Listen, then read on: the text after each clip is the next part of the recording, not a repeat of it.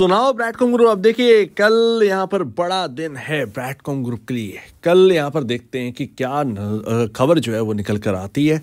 Set SAT भैया यहाँ पर अब देखने को मिलेगा कारनामा कि अब क्या होना क्या है BCG के अंदर। लेकिन उससे पहले FIS का डेटा आ गया। क्या आपने देख लिया होगा ज़्यादातर लोगों ने, लेकिन बहुत ही स्ट्रॉन्ग डेटा बन रहा है।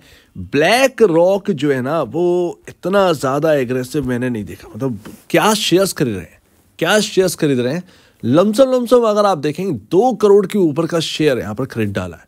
अब उस हिसाब से अगर आप देखें मंथली डेटा के हिसाब से इनका लगातार यूं ही बनता जा रहा है। वैनगार्ड जैसे ही वैनगार्ड यहाँ पर जो है ना थोड़ा सा ठहरता है, ब्लैक रॉक खरीदने स्टार्ट कर देता है।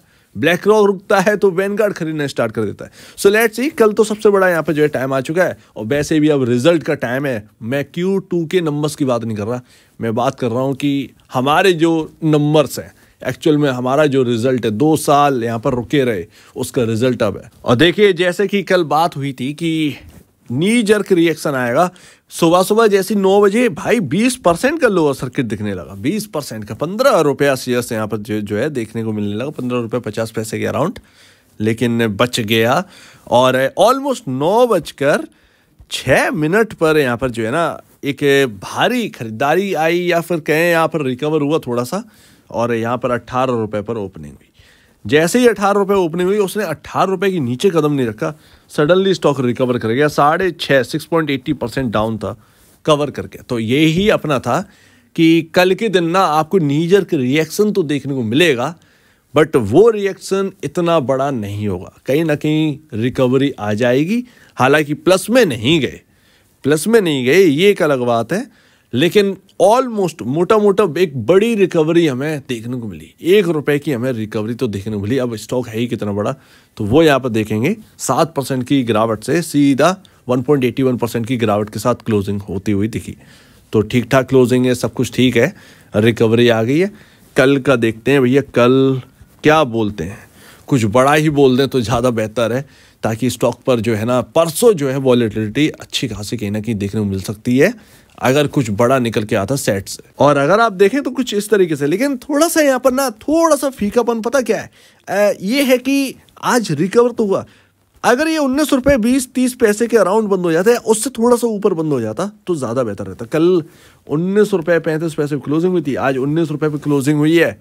और इम्पॉर्टेंट लेवल था थोड़ा सा आपका यहाँ पर जो है 19 रुपये, तो बिल्कुल उसी सटीक जगह पर क्लोजिंग हुई है। कल क्या होगा, कल का प्रेडिक्ट करना काफ़ी ज़्यादा मुश्किल है, बहुत मुश्किल है प्रेडिक्ट करना। लेकिन इतना है कि भैया यहाँ पर एक्चुअल में आज एक बड़ा रिएक्शन कहीं ना कहीं देखने को मिल सकता था, लेकिन उससे बचते हुए नजर आए। बस ये है, कल अगर इसके ऊपर क्लोजिंग हो जाएगी तो और भी अच्छी बात है, बढ़िया चीज़ होगी, बढ़िया बात होगी। तो यहाँ पर डरना नहीं है। हम इसी दिन का वेट कर रहे थे एक्चुअल में, जो 2 साल से होल्ड कर रहे हो आप इसी दिन का तो वेट कर रहे थे। सिंपल सी बात है। तो अभी तक आपका कहीं ना कहीं स्ट्रेटजी भैया पूरी हो चुकी होगी जहां तक है, क्योंकि कुछ भी होगा, अगर देर शाम न्यूज़ आई तो अचानक से आपको यहाँ पर जो है ना नेक्स्ट डे वॉलेटिलिटी काफ़ी कुछ देखने को मिलेगी ओपनिंग के टाइम, ठीक है। तो वो यहाँ पर देखते हैं। अब अगर सेट की तरफ से कुछ एग्रेसिव चीज़ आ गई तब तो और भी अच्छी बात है इस स्टॉक के लिए, तब तो और भी अच्छी बात है कंपनी के लिए कि कुछ एग्रेसिवली यहाँ पर कहा है कि भाई क्या कर रहे हो आप, 2 साल हो गए, जल्द से जल्द यहाँ पर करो, मेरे सामने ला के रखो, क्या डॉक्यूमेंट है आपके पास, कुछ बताओ मुझे कि चल क्या रहा है। तो अगर कुछ ऐसा होता है तो वाकई में ये बहुत एग्रेसिवली पॉजिटिव होगा ब्रैडकॉम ग्रुप के लिए। स्टॉक भले ही बहुत ज़्यादा रिएक्ट तो कर ही नहीं रहा है, लेकिन उस दिन करेगा या नहीं करेगा ये देखने वाली बात होगी। खैर एक्चुअल में है क्या कि BCG को कोई कवर तो करता नहीं है, एक सबसे बड़ी बात यहाँ पर ये आ जाती है। अगर ये कवर होता तो वाकई में बहुत कुछ हो सकता था, लेकिन फिर भी जिस तरीके से एक्शन दिख रहा है वो कोई छोटा मोटा एक्शन नहीं है। कहीं ना कहीं कुछ तो बात बनेगी जब एग्रेसिवली कुछ निकल कर आएगा सेट से, तो इसका इंतजार करते हैं। फिलहाल आपके सामने ये है। और देखिए FIS के डेटा देखिए, यहाँ पर वैनगार्ड ने इस बार नहीं, बल्कि यहाँ पर आई शेयर्स ने यहाँ पर 4 फंड है आई शेयर्स के जिन्होंने बढ़ाए। तो I share core MSCI emerging markets ETF ने यहाँ पर 1.5 करोड़, एक्चुअल में 1.60 करोड़ अराउंड शेयर्स यहाँ पर खरीदे हैं। 27 दिसंबर का ये लेटेस्ट डेटा है। और भी अगर आप देखें iShares, MSCI, EM, IMI, ETF, USD, ACC, इन्होंने यहाँ पर 34,96,981 शेयर्स खरीदे हैं। और भी अगर आप देखें iShares, MSCI India small cap ETF ने यहाँ पर ऑलमोस्ट 30,88,423 शेयर्स खरीदे हैं। और देखेंगे अगर अवंतिस इमर्जिंग मार्केट इक्विटी ETF, ये 28 दिसंबर को यहाँ पर खरीदे गए 29,54,015 शेयर्स।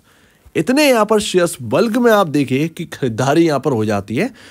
तो इस हिसाब से आप देखेंगे तो यहाँ पर काफ़ी कुछ समझ में आया। और अगर आप देखेंगे यहाँ पर थोड़ा सा बढ़ाया है, SPDR portfolio emerging market fund ने 16,000 शेयर्स यहाँ पर इंक्रीज किए हैं, 0.87% शेयर्स यहाँ पर इंक्रीज किए हैं। और भी अगर आप देखें डायमेंशनल फंड जो है ना वो यहाँ पर आ गए हैं। ये सब ETF हैं, ये चेस करते हैं मनी, 17,50,000 शेयर्स यहाँ पर जो है ना बाई करें। और अगर आप देखेंगे यहाँ पर थोड़ा सा तो और भी यहाँ पर आपको डेटा मिल जाएगा, नहीं मिलेगा, मतलब यहाँ तक इतना ही है। तो आई शेयर्स यहाँ पर ब्लैक रॉक का ये मेरे ख्याल से आई शेयर्स, इन्होंने यहाँ पर शेयर्स यानी ब्लैक रॉक बहुत ही एग्रेसिवली, अगर आप देखें ब्लैक रॉक बहुत ज़्यादा शेयर्स यहाँ पर बाई कर रहा है ब्रैडकॉम ग्रुप के।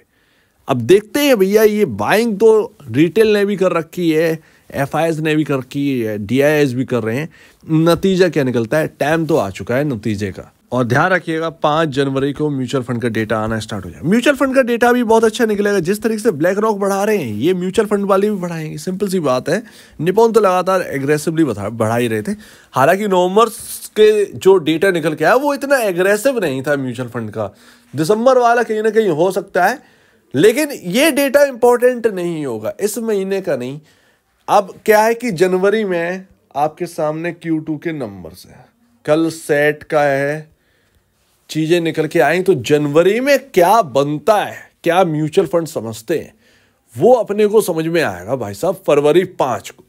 और अगर म्यूचुअल फंड का डेटा, क्योंकि बहुत सारी चीजें क्लियर हो जाएंगी, और 9 फरवरी को तो 3 हफ्ते दिए गए हैं सेट की तरफ से सेबी को, तो वो क्या पेश करते हैं ये एक बड़ी बात है।